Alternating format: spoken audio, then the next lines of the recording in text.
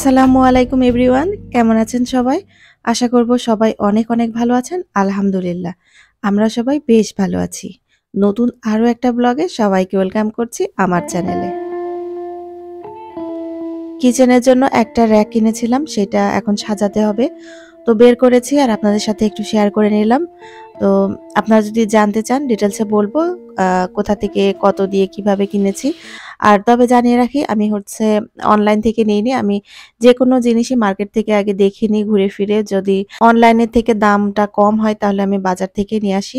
তাছাড়া অনলাইন থেকে নিতে গেলে একটা আ আনার যে অনলাইন যে কস্টটা আছে ওইটা পড়ে।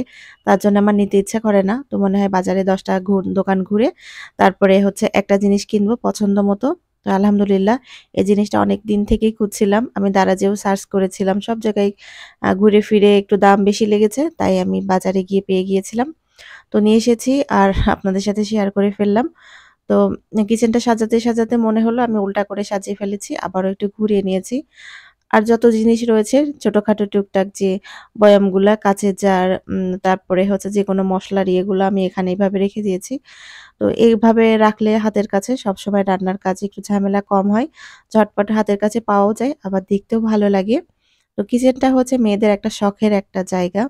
তো এখানটা যদি একটু গোছানো থাকে, পরিপাটি থাকলে তাহলে দেখতেও ভালো লাগে, রান্না করতেও ইচ্ছে করে। আর মেক্সিমাম সময় তো আমাদের রান্নাঘরে কাটাতে হয়। সকাল থেকে একেবারে দুপুরবেলা তো রান্না-বান্নার পরে আবার সন্ধ্যায় ঢুকতে হয়, সন্ধ্যার নাস্তা বানাতে হয়। তো আমরা যদি সবসময় কিচেনটা একটু গুছিয়ে রাখি, আমাদের মনের মধ্যে একটা শান্তি কাজ করে।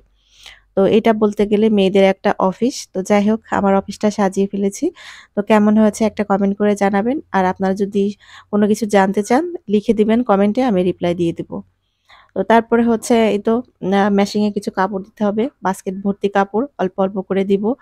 তো এখন একটু রোদের তেজ আগে থেকে একটু কমে গিয়েছে। মানে কুয়াশা পড়ে গিয়েছে।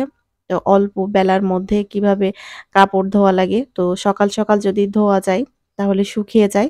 আর ওয়াশিং মেশিন এ ধুলে দেখা যায় 80% এমনিতেই শুকিয়ে যায়। আর 20% যখন আমি ছাদে দিয়ে আসি, বেশি কাপড় হলে ছাদে দিয়ে আসি।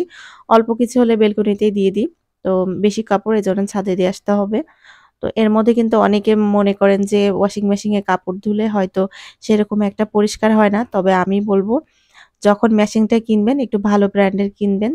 তাহলে যে ময়লা ওঠার কাপড়ের এটা আ অনেক ভালো চান্সটা বেড়ে যায়। আর আমার যে মেশিনটা আলহামদুলিল্লাহ আমার হাতের থেকে আমার মনে হয় মেশিনে কাপড় বেশি পরিষ্কার হয়।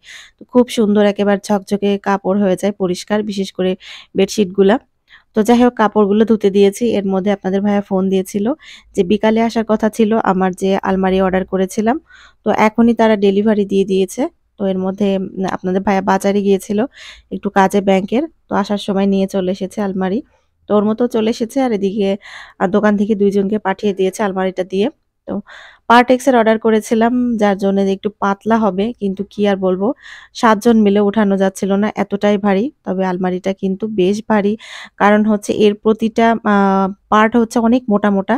তো পার্টেক্স এর গুলো দেখা যায় পাতলা হয় কিন্তু ভেতরটা দেখলেই বুঝতে পারবেন যে ভেতরের প্রতিটা যে কাঠের যে পার্ট গুলো রয়েছে অনেক মোটা। আর এই মানে পার্টেক্স গুলো একটু মনে হলো অন্য কোয়ালিটির। তো ভালোই হয়েছে, বেশ বড়সড় আছে। তো জিনিসটা অর্ডার দেয়াই ছিল, মানে ওদের রেডিমেড তৈরি ছিল। একটু কালার করে দিয়েছে যার জন্য একদিন সময় লেগে গিয়েছে। তো ভেতরের স্পেসটা অনেক বেশি বড়, এজন্য আমার বেশি পছন্দ হয়েছিল। কারণ বারবার কেনার থেকে একবারে বড় দেখেই নিয়ে এসেছি। আর যেহেতু রুমের মধ্যে জায়গাও আছে, কষ্টও হয়নি। খুব সুন্দর করে ধরেও গিয়েছে।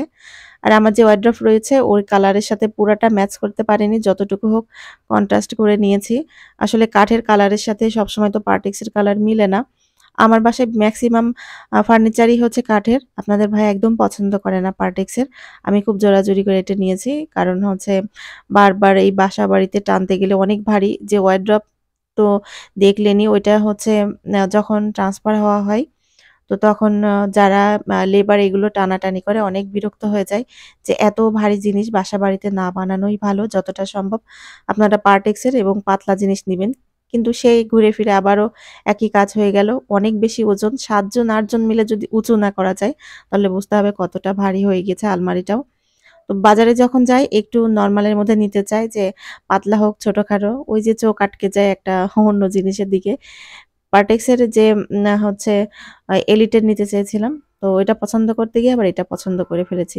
কিন্তু দাম খুব একটা ডিসটেন্স না, মানে পাশাপাশি বলতে গেলে। তো যাই হোক, চোখের শান্তি মনের শান্তি। চোখ যতক্ষণ না শান্তি হয় মনটাও শান্তি হয় না। তাই যেটা ভালো লেগেছে সেটাই অর্ডার করে ফেলেছিলাম। তো ভালোই লাগছে। ঘরে যখন একটা নতুন জিনিস আছে অনেক বেশি ভালো লাগে। তবে ভালো লাগা থেকে আমার দরকারটা ছিল একটু বেশি। অনেক বেশি দরকার হয়ে গিয়েছিল। আমার ছেলেমেয়েরা বড় হয়ে যাচ্ছে। ওদের কাপড়-চোপড় একটা না মধ্যে ধরতে চায় না। মানে ছেলের রুমে যেটা আছে ওটা একদম ওর সেপারেট করে দিয়েছি। ওর মতো আলাদা থাকবে। আর হচ্ছে আমাদের যে রুমের ২ টা, এই ২ টাই আমাদের হয়ে যাবে। আর শীত আসলে তো এমনিতেই কম্বল বেড়ে যায়। তারপরে ভাবছিলাম কিছু বালিশ কিনবো। গেস্ট আসলে বালিশটাও একটু বেশি লাগে। তো আমার বাসায় গেস্ট খুবই কম আসে। বাড়িতে আমাদের মেম্বারও কম। আর সবাই সবার সংসার নিয়ে ব্যস্ত, খুব একটা কেউ আসতেও পারে না। আর তাছাড়া আমার তো আর বাবা নেই যে এসে দেখে যাবে। তাই জন্য আর সেরকম লাগেও না। শাশুড়ি মা আসতো আমার বাসায়। তো শাশুড়ি মা মারা যাওয়ার পরে আর কেউ সেরকম আসে না। শ্বশুর আসে খুবই কম মাঝে মধ্যে। তো যাই হোক, অল্প স্বল্প কিছু কেনাকাটা করতে হবে। তার জন্য আলমারিটা আরো নেয়া। তো এর মধ্যে হচ্ছে আলমারিটা রেখে আমি রান্নাঘরে ঢুকিয়ে পড়েছি। কারণ রান্না করতে হবে। ছেলের আজকে পরীক্ষা রয়েছে। ও পরীক্ষা দিয়ে এসে আবার খাওয়া-দাওয়া করবে। এর মধ্যে চলেও এসেছে। খুবই ঝটপট রান্না করছিলাম। তো আপনাদের ভাইয়া হচ্ছে আসার সময় ফুলকপি আর হচ্ছে বেগুন নিয়ে এসেছে। বাসায় সবজি ছিল না। আমি যেতে চেয়েছিলাম। তো যখন ফোন দিয়েছে যে, "যাওয়া লাগবে না, আমি আসতেছি ফার্নিচার নিয়ে। তুমি হচ্ছে ঘরের যে ডাইনিং টেবিল রয়েছে ওইগুলো একটু সরিয়ে ফেলো ডাইনিং রুম থেকে। কারণ হচ্ছে টেবিল যদি না সরাই তাহলে আর ঢোকাতে পারবো না।" তো আমি কাজগুলো করেছি। আর এই তো বাজার নিয়ে এসেছে। ফুলকপি আর ইলিশ মাছ দিয়ে রান্না করতেছি। আর বেগুন ভাজি করে নিলাম। খুবই ঝটপট রান্না। আমি তো দুপুরবেলা ২ টা মানে সবজি রান্না করি। একটা হচ্ছে শাক ভাজি কিংবা যেকোনো ভাজি থাকবেই আইটেম। আর বাচ্চাদের তো ভাজি-ভুজি খেতে বেশ ভালোই লাগে। তো আজকে আর সেরকম ভাজি করতে পারিনি। ফাঁকিবাজি ভাজি যাকে বলে। আমার মেয়েটা আবার বেগুন ভাজি খেতে চায় না। ছেলে অবশ্য পছন্দ করে। তো যাই হোক, আজকের দিনটা একটু অল্প-স্বল্প এভাবে চলে যাক। রাতের বেলায় আবার দেখা যাবে কি রান্না করা যায়। ভিডিওটা যারা দেখা শুরু করেছেন, আপনাদের সবাইকে একটা রিকোয়েস্ট থাকবে, প্লিজ ভিডিওটা ছেড়ে যাওয়ার আগে একটা লাইক দিয়ে তারপরে ভিডিও থেকে চলে যাবেন। আর যদি ভালো লাগে পুরো ভিডিওটা কন্টিনিউ করে যেতে পারেন। আর আপনি যদি আমার চ্যানেলে নতুন হয়ে থাকেন, তাহলে প্লিজ চ্যানেলটা সাবস্ক্রাইব করতে ভুল করবেন না। আমি কিন্তু আমার লাইফস্টাইলের যেকোনো কাজ আমি এই চ্যানেলে শেয়ার করি। আপনারা যদি ভালোবাসেন লাইফস্টাইল কাজগুলো দেখতে, তাহলে সাবস্ক্রাইব করে রাখতে পারেন। এতে করে আপনাদের কাছে নোটিফিকেশন আকারে চলে যাবে আর আপনি দেখে নিতে পারবেন আপনার সময় সুযোগ করে। সময় সুযোগ করে কেন বললাম? সবাই ব্যস্ত। তো যখন আমরা একটু অবসর পাই তখন ফোনে একটু এটা সেটা ভিডিও দেখি। আর আমরা গৃহিণীরা তো যেকোনো ভিডিও, বিশেষ করে কিচেন সংক্রান্ত, তারপরে ঘরোয়া কাজ এগুলো বেশ পছন্দ করি। তো যাই হোক, রান্না-বান্না চলছে আর এদিকে কাপড়গুলো ওয়াশ করা হয়ে গিয়েছে আর হচ্ছে ড্রাইও হয়ে গিয়েছে। এর মধ্যে ছাদে দিয়ে আসতে হবে। তো কাপড় মেশিং এ ধুতে গেলে কি হয়? বেশি কাপড় হলে তখন একটার সাথে একটা এমনভাবে জড়িয়ে যায় যে ছাড়ানো খুবই কষ্ট। তো খুব ভালো করে ছাড়িয়ে নিয়েছি। তারপরে বেডশিটগুলো এখন ছাদে মেলতে যাব। আর তারপর নিচে এসে আরো কিছু কাজ করব অফ ক্যামেরায়। সবকিছু আর আজকে আর ক্যামেরা বন্দি করতে পারছি না। অনেক বেশি ব্যস্ত। কারণ এর মধ্যে যে আলমারি এনেছিল সেগুলো গুছিয়েছি। ঘর ঝাড়ু দিতে হবে, মুছতে হবে। অনেক লোকজন উঠেছিল যার জন্য ঘরটা একটু নোংরাও হয়েছে। আর ঘর নোংরা হলে তো একদম ভালো লাগে না। আমার একটু অন্যরকম একটু সমস্যা আছে। ধুলাবালি দেখলেই মাথা ঘোরাতে থাকে। আগে ঘর পরিষ্কার করতে হবে, তারপরে নিজে পরিষ্কার হই। তো এই তো হচ্ছে রান্না হয়ে গিয়েছে, ফুলকপি আর ইলিশ মাছ দিয়ে রান্না। আর ওদিকে তো বেগুন ভাজিটা হয়েও গিয়েছে। সবকিছু নামিয়ে নিয়েছি। তারপরে দুপুরে খাওয়া-দাওয়া শেষ করে নিয়েছিলাম। এরপরে এটা হচ্ছে বিকালবেলা। তো একটু রেস্ট দিয়ে তারপরে ভাবলাম যে আলমারিটা একটু মুছে রাখি। আর মোছার পরে যেটা করব, আমি বাজার থেকে এনেছিলাম ওই যে ন্যাপথলি। ন্যাপথলিটা যদি ভেতরে দিয়ে রাখি তাহলে একটা বাজে যে স্মেল আছে মানে রঙের, আমার কাছে কিন্তু ভালোই লাগে। তবে কাপড়ে যখন স্মেলটা যায় তখন একটু খারাপ লাগে। তো এই যে আমি ১ প্যাকেট ন্যাপথলি পুরোটা হচ্ছে ছিঁড়ে এর মধ্যে অল্প, অল্প করে দিয়ে দেব ২ টা ১ টা করে। তারপরে হচ্ছে দরজাটা লাগিয়ে রাখলে আজকে সারারাত থাকলে যে গন্ধটা আছে এটা চলে যাবে। আগামীকাল হচ্ছে আলমারিটা গুছিয়ে নেব। আজকে অনেক বেশি টায়ার্ড হয়ে গিয়েছি।